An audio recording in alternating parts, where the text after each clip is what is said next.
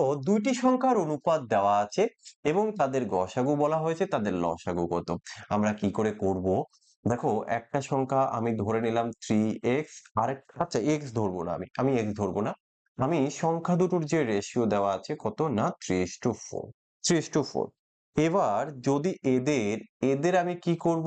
এদের কোশ্চেনে বলা হয়েছে তাদের গসাগু। তাহলে এই দুটোর গসাগু কত হবে? এই দুটোর গসাগু কত হবে? এই দুটোর গসাগু এই দুটোর গসাগু হবে 1 ইউনিট, রাইট? 1। তো এই 1 ইউনিট ইকুয়াল টু কত না কোশ্চেনে বলা হয়েছে 4, এই যে লিখলাম 4। এবার চেয়েছি তাদের লসাগু কত। লসাগু কত হবে সংখ্যা দুটির? দেখো লসাগু লসাগু কত হবে? 3 4 12। তাহলে 1 ইউনিট ইকুয়াল টু যদি 4 হয় তাহলে 12 ইউনিট ইকুয়াল টু কত হবে? 4 12 হবে 48। তাহলে আমাদের এখানে 48, অপশন ডি হবে এখানে আমাদের সঠিক উত্তর। ওকে।